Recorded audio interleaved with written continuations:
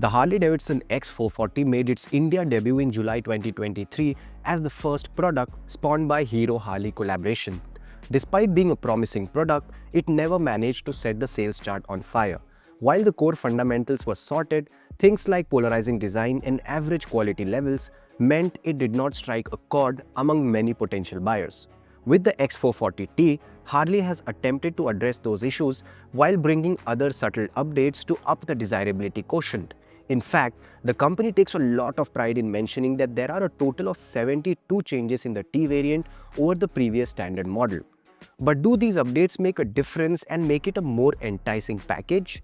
We spent a couple of hours with the bike to answer that. Now I'll quickly walk you through the changes that this model gets over the standard X440.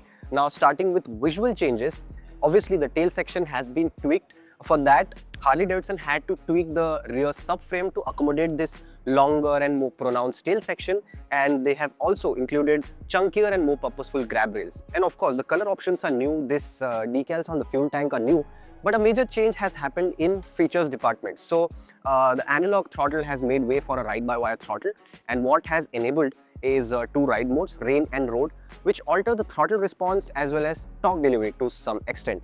You also now get switchable traction control and switchable dual channel ABS, both of which were not present in the standard X440. Dual channel ABS was already there, but there was no option to turn it off for the rear wheel. Now with the inclusion of ride-by-wire throttle, what Harley-Davidson has also managed to do is make the throttle response crisper, especially in road mode, and it was actually quite evident when we were riding the motorcycle. It felt more direct, it felt sharper, and brings along a few differences in acceleration in the real world. You can feel that the motorcycle is more eager to just punch ahead. Apart from that, while the suspension setup hardware is the same as the previous or the standard X440, Harley-Davidson has changed the compression damping and a few other tweaks to actually prevent the suspension from easily bottoming out. So these were the changes. What remains the same is the engine. It runs on the same 440cc air-cooled engine, comes mated to a 6-speed gearbox, makes about 27 bhp, 38 Nm of torque, gets a slipper clutch, you get a trellis frame, you get dual springs at the rear, and you get upside-down forks at the front, obviously disc brake at both ends, and 18 and 17-inch alloy wheel combination. Also, Harley-Davidson has included panic braking alert. So when you brake the motorcycle in an urgency, you go aggressive on the brakes, the blinkers start blinking to signal the rear oncoming traffic that you are coming to a stop. And apart from that, the 72 changes that I spoke about in the beginning, they include major and minor changes. Things as small as these nuts and bolts, the heel plate, the gear lever, the foot pegs, and when you see closely, the perceived quality difference is actually there. We could actually figure out and see that there's a step up in terms of quality, be it the switch gear, be it the paint finish, be it every nook and cranny around the engine crankcase or the chassis. Even the chassis welds seem to be neater on this motorcycle as compared to the X440 standard model. So in terms of seating ergos and seating comfort, Harley-Davidson hasn't changed anything. So it continues to offer you an 820 mm of seat height. But the design of the seat is such that even if you are shorter than me, I'm 5 feet 11 inches, even then getting on the motorcycle in flat footing won't be a big issue for you.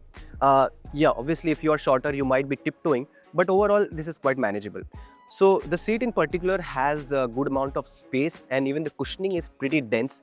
Now, we have done long rides on this motorcycle, and we know that this is a comfortable motorcycle even for long rides. And the seating ergos are such, the riding triangle is such that it gives you a nice balance between upright and slightly sporty riding position. The handlebar is pretty wide, and it's easy to reach it pulled towards you, so you just need to slightly crouch forward to reach the handlebar, and the wide handlebar gives you good leverage.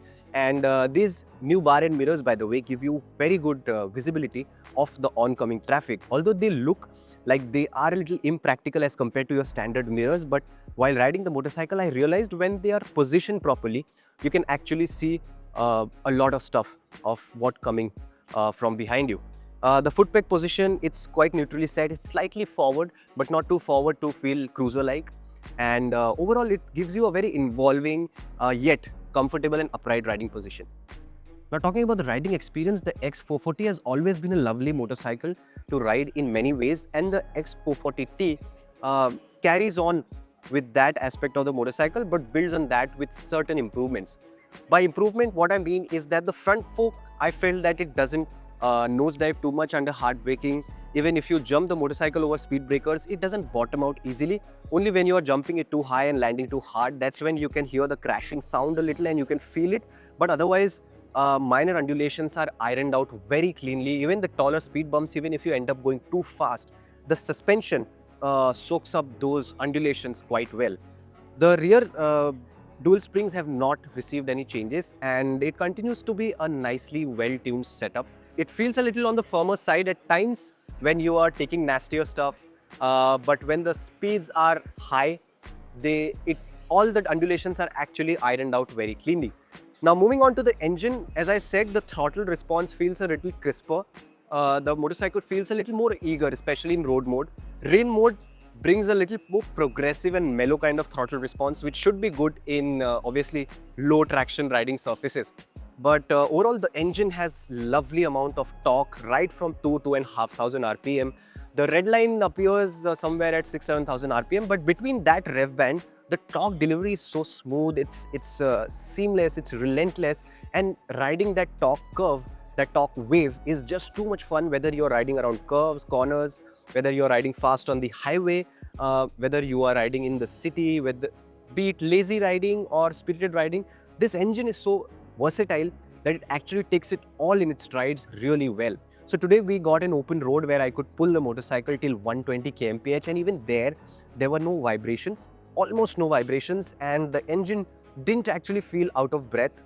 So that's a good thing. The gear shifts are pretty crisp, so no problems there. The clutch is reasonably light, maybe not as light as the new Hunter 350, but still, even if you are riding in stop and go crawling traffic, you are spending a lot of time operating the clutch, it won't be much of an issue. Now coming to the brakes, I feel that the bite from the rear and front brake are good. The front brake in particular has a very strong stopping power. What it could do better with is a richer feedback from the lever. The lever, you have to put in quite a bit of effort to actually stop the motorcycle, especially when you're coming from a high speed and trying to brake hard. That's when you have to put in a lot of effort. Otherwise, at moderate or slow speeds, it's not an issue, and overall the braking hardware does a pretty good job of slowing down the motorcycle. Now when it comes to handling, that's another area where the motorcycle is particularly impressive. It feels like almost like a street naked with 17-inch wheels, a proper road-focused motorcycle, maybe not as agile as a KTM, but for a modern classic roadster, this is a plenty nimble motorcycle. When you're taking on corners, it just tips in without much effort. It sticks to its line without doing anything funny, without throwing any drama. Even the tires have good feedback and grip. Not commendable. If you're pushing too hard, that's when you will arrive at the limit of the tire grip. But otherwise, overall, in terms of handling dynamics, the X440T continues to be a very well sorted motorcycle.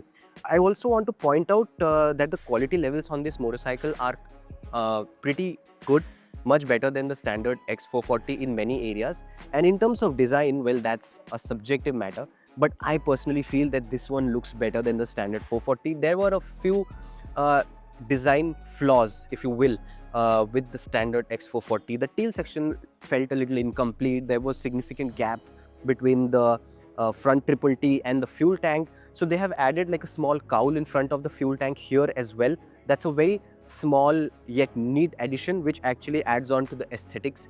And these bar and mirrors, again, they add to the aesthetics of the motorcycle and make the motorcycle overall look really, really nice. What do you guys think about the design? Let me know in the comment section.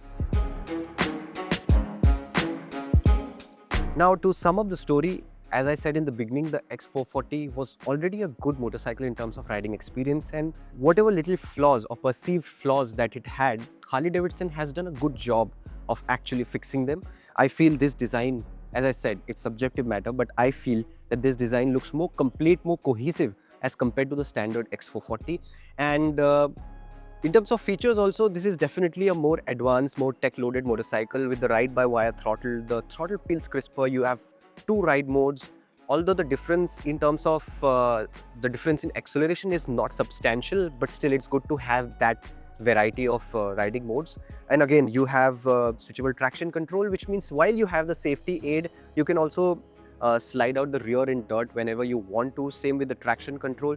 I've always been a fan of the ability to switch off the rear ABS because it gives you good control when you're riding a little bit of off-road. And again, the things which have been carried forward in the same way, the good ride quality, absorbent ride quality, the characterful, torque-rich engine, the good handling dynamics, and the overall seating comfort that this offers. Overall, the X440 T turns out to be a good package and slightly better than the X440 in my books. What I feel is that the pricing could have been slightly more enticing.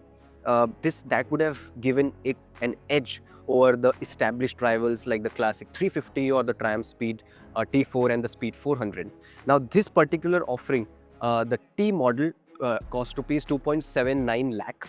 The prices start at rupees 2.34 lakh, but that is for the Vivid and S variants. The S variant is 2.54 lakh, and at 2.79 lakh, this is priced a little on the steeper side. Had it been, let's say, 15 to 20,000 more affordable, it would have given it an edge over its rivals.